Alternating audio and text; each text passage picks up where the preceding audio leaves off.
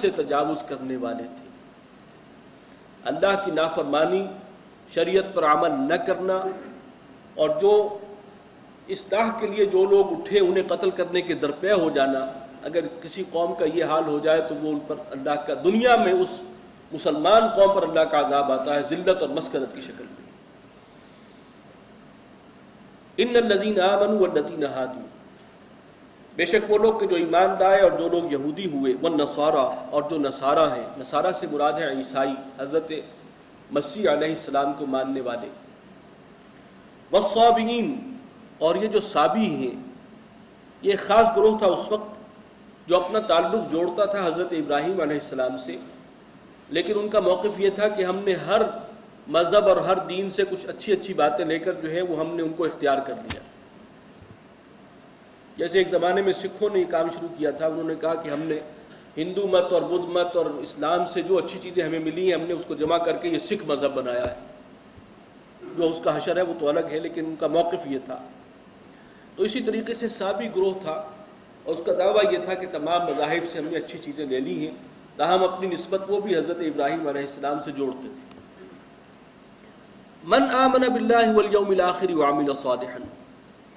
جو بھی ایمان رکھے اللہ پر اور قیامت کے دن پر اور جو اچھے عمل کرے، فلہم اجرہم عند ربہم، تو ان کے لیے ان کا اجر محفوظ ہے ان کے رب کے پاس، ولا خوف علیہم ولا ہم یحزنون، اور نہ ان کے لیے کوئی خوف ہوگا اور نہ ہی وہ غمگین ہوں گے۔ اس آیت کے حوالے سے اگرچہ ایک کنٹروورسی بھی ہے، اس دور میں زیادہ اس کے حوالے سے ایک شبہ ڈالا گیا کہ کوئی بھی مذہب ہو اگر اللہ پر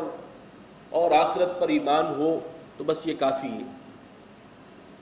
لیکن اصل میں اس آیت کا جو سیاق و سباق ہے وہ یہ ہے کہ یہود کا یہ پروپیگنڈا تھا کہ یا یہودی یا نصرانی ہوگے تو جنت ملے گی۔ نصرانیوں کو بھی وہ، عیسائیوں کو بھی وہ ایکنالج کر لیتے تھے، جب وہ اسلام کے خلاف اکٹھے ہوتے تھے تو یہود اور نصارہ ایک دوسرے کو اکوموڈیٹ کرتے تھے کہ بھئی جنت کے حقدار یا تو یہودی ہیں یا نصرانی ہیں، یہ بات آگے آئے گی۔ اور چونکہ یہ سب ہیں نسل حضرت یعقوب علیہ السلام کی نسل سے تھے کہ ہماری نسل میں ہونا جو ہے وہ ہے کامیابی کی اور جنت کی ضمانت، تو اس بات کو جو ہے ریجیکٹ کیا گیا کہ نہیں، اپنے اپنے دور میں جس شخص نے بھی، جو بھی کسی نبی کا پیروکار تھا، اگر اس کا اپنا ایمان اور عمل صالح تھا تو اس بنیاد پر اللہ کے ہاں اس کا اجر محفوظ ہے، کسی ایک نسل میں سے ہونا جو ہے وہ جنت کی ضمانت نہیں۔ وَإِذْ أَخَذْنَا مِيثَاقَكُمْ، اور یاد کرو جب ہم نے تم سے عہد لیا تھا، قرار لیا تھا، وَرَفَعْنَا فَوْقَكُمُ الطُّورَ، اور ہم نے تمہارے اوپر بلند کیا طور پہاڑ کو، خُذُوا مَا آتَيْنَاكُمْ بِقُوَّةٍ، پکڑو جو کچھ ہم تمہیں عطا کر رہے ہیں، یہ جو کتاب جو تورات ہم نے تمہیں عطا کی ہے اس کو پکڑو قوت کے ساتھ، مضبوطی کے ساتھ، وَاذْكُرُوا مَا فِيهِ لَعَلَّكُمْ تَتَّقُونَ، اور یاد رکھو اس میں جو کچھ بھی ہے تاکہ تم اللہ کے غضب سے بچ سکو۔ بنی اسرائیل کی تاریخ کا یہ واقعہ بھی ہے کہ جب تورات انہیں عطا ہوئی ہے، وہ قوم چونکہ صدیوں کی غلامی دیکھ چکی تھی تو اس کے اندر غلام قوم کے جو اثرات ہوتے ہیں وہ بہت گہرے اتر چکے تھے، کم ہمتی اور بزدلی، عزیمت اور استقامت کا نہ ہونا، پھر فریب بازیاں، چال بازیاں، یہ غلام قوموں کا ایک فطرت کا ان کا عادت ثانیہ بن جاتی ہیں چیزیں۔ تو تورات ان کو عطا ہوئی، اللہ کی کتاب شریعت اللہ نے عطا کی ہے، لیکن اس وقت میں ان کا حال یہ تھا کہ وہ اس کے احکامات کو ایکسیپٹ کرنے کے لیے تیار نہیں تھے، تو کوہ طور کو ان کے سروں پر معلق کیا گیا اور ان سے عہد لیا گیا تھا کہ اس کو مضبوطی سے تھامو گے، جو کچھ اس کتاب میں ہے، یہ جو شریعت کے احکامات ہیں ان پر عمل کرو گے، اور جو تعلیمات ہیں انہیں یاد رکھو گے، بھلاؤ گے نہیں۔ ثم تولیتم من بعد ذلک، پھر تم نے روگردانی کی اس کے بعد، یعنی عہد تو کر لیا اور پھر پلٹ گئے، پھر عہد توڑ دیا۔ فلولا فضل اللہ علیکم ورحمتہ، تو اگر اللہ تعالیٰ ہی کا فضل اور اس کی رحمت تمہارے ساتھ نہ ہوتی، لکنتم من الخاسرین، تو تم ہو چکے ہوتے خسارہ پانے والوں میں سے۔ وَلَقَدْ عَلِمْتُمُ الَّذِينَ اعْتَدَوْا مِنْكُمْ فِي السَّبْتِ،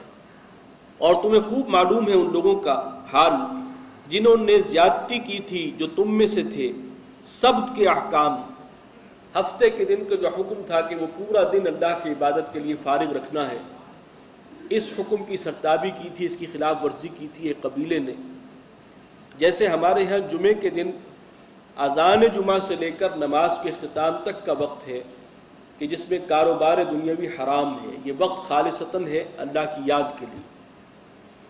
یہ سورہ جمعہ میں یہ حکم آ جائے گا، اذا نودی للصلاة من یوم الجمعۃ فاسعوا الی ذکر اللہ وذروا البیع۔ بنی اسرائیل کے لیے ہفتے کا پورا دن ان کے لیے جو ہے وہ اس کی یہ پابندی تھی کہ اس میں کاروبار نہیں کر سکتے، اور یہ پورا دن اللہ کی یاد کے لیے۔ تو اس کے ساتھ، اس شریعت کے اس حکم کے ساتھ ایک تماشا کیا تھا یہود کی ایک بستی نے، اس کا تفصیلی ذکر آئے گا سورہ اعراف میں۔ تو انہوں نے اس اللہ کے اس حکم کو مذاق کا نشانہ بنایا، کھیل اور استہزاء بنایا، تفصیل انشاءاللہ وہیں ہم جا کر پڑھیں گے۔ ایک ہوتا ہے کہ اس کے اندر کوئی حکم سے سرتابی کرنا، اس میں کوتاہی ہو جانا، ایک یہ ہے کہ اسے بازیچہ اطفال بنا کر اس کے ساتھ کھیل مذاق شروع کر دینا۔ تو ان کا جو حشر ہوا اس کا ذکر فرمایا کہ وَلَقَدْ عَلِمْتُمُ الَّذِينَ اعْتَدَوْا مِنْكُمْ فِي السَّبْتِ فَقُلْنَا لَهُمْ كُونُوا قِرَدَةً خَاسِئِينَ۔ تو ہم نے کہا انہیں کہ بن جاؤ بندر، ذلیل اور خوار ہو کر۔ مس کا عذاب ان پر آیا، اور وہ پوری جو قبیلہ جن لوگوں نے شریعت کے حکم کا مذاق بنایا تھا وہ سب کے سب بندر کی صورت میں مس کر دیے گئے، اور کچھ دن کے بعد سب ہلاک ہو گئے۔ فَجَعَلْنَاهَا نَكَالًا لِمَا بَيْنَ يَدَيْهَا وَمَا خَلْفَهَا۔ تو ہم نے اس واقعے کو عبرت کا نشان بنا دیا ان لوگوں کے لیے بھی جو اس وقت موجود تھے، اور ان کے لیے بھی جو بعد میں آنے والے ہیں۔ وَمَوْعِظَةً لِلْمُتَّقِينَ، اور اس واقعے کو ایک موعظت اور نصیحت بنا دیا متقین کے لیے، اللہ سے ڈرنے والوں کے لیے۔ وَإِذْ قَالَ مُوسَىٰ لِقَوْمِهِ إِنَّ اللَّهَ يَأْمُرُكُمْ أَن تَذْبَحُوا بَقَرَةً۔ اور یاد کرو جب موسیٰ نے کہا تھا علیہ السلام اپنی قوم سے کہ اللہ تعالیٰ تمہیں حکم دیتا ہے کہ ایک گائے کو ذبح کرو۔ یہ بھی ایک مینٹلٹی آپ کے سامنے آئے گی، اور اس آئینے میں بھی ہم اپنی شکل دیکھ سکیں گے۔ یہ بڑا دلچسپ واقعہ ہے۔ حکم دیا گیا کہ ایک گائے ذبح کرو۔ اس کی تفصیل بھی بعد میں آ جائے گی کہ ہوا یہ تھا کہ ایک شخص قتل ہو گیا اور قاتل کا سراغ نہیں ملتا تھا، تو اللہ تعالیٰ نے حضرت موسیٰ کو حکم دیا کہ ایک گائے کو ذبح کیا جائے، اور اس کے گوشت کا ایک حصہ اس مقتول کے جسم سے مس کیا جائے، تو مقتول جو ہے وہ وقتی طور پر زندہ ہو کر قاتل کا نام بتا دے گا۔ اب جس طرح سے معجزات وہاں صبح و شام ہو رہے تھے، انہی میں سے آپ ان کو بھی شمار کر لیجیے۔ تو یہ حکم دیا گیا۔ اب حضرت موسیٰ نے کہا قوم سے کہ بھئی گائے ذبح کرو۔ اس کے بعد جو اس حکم کا حشر ہوا وہ آپ آگے پڑھیں گے۔ قالوا اتتخذنا ہزوا، انہوں نے کہا کہ اے موسیٰ تم ہمارے ساتھ کو مذاق کر رہے ہو، مسئلہ ہے قاتل کو پکڑنے کا، حکم دیا جا رہا ہے گائے ذبح کرو۔ قال اعوذ باللہ ان اکون من الجاہلین، فرمایا کہ میں اللہ کی پناہ میں آتا ہوں اس بات سے کہ میں جاہلوں جیسی کوئی بات کروں، میرا شمار نادانوں اور جاہلوں میں ہو۔ نبی کوئی غیر سنجیدہ بات نہیں کر سکتا، یہ حکم سنجیدہ حکم ہے، اللہ کا حکم ہے۔ قالوا ادع لنا ربک یبین لنا ما ہی، وہ کہنے لگے کہ اے موسیٰ ہمارے لیے اپنے رب سے درخواست کرو کہ وہ واضح کرے ہمارے لیے کہ وہ گائے کیسی ہو۔ یہ اصل میں طرز عمل ہوتا ہے اس قوم کا یا ان لوگوں کا کہ جو عمل نہیں کرنا چاہتے، پیچھا چھڑانے کے لیے، جان چرانے، جی چرانے کے لیے سوالات کرتے جاتے ہیں کیسی ہو، کس طرح کی ہو۔ چنانچہ اس کی یہ مثال آ رہی ہے۔ قال انه يقول انها بقرة لا فارض ولا بكر، حضرت موسیٰ نے فرمایا کہ اللہ تعالیٰ یہ فرماتا ہے کہ وہ گائے نہ تو بوڑھی ہو اور نہ ہی بالکل کم عمر بچیا ہو، عوان بین ذالک، وہ اس کے بیچ بیچ میں ہونی چاہیے، بیچ کی راس ہونی چاہیے، یعنی جوان ہو، نہ بوڑھی ہو نہ بالکل بچی۔ ففعلوا ما تؤمرون، تو بس اب کر گزرو جس کا تمہیں حکم ہوا۔ جب ایک حکم ہوا ہے گائے ذبح کرو، کوئی سی گائے اگر تم پکڑ کے ذبح کر دو گے اس حکم پر عمل ہو جائے گا، لیکن یہ تم نے اب مین میخ نکالنی شروع کر دی۔ قالوا ادع لنا ربک یبین لنا ما لونها، انہوں نے کہا کہ ذرا اپنے پروردگار سے پھر درخواست کرو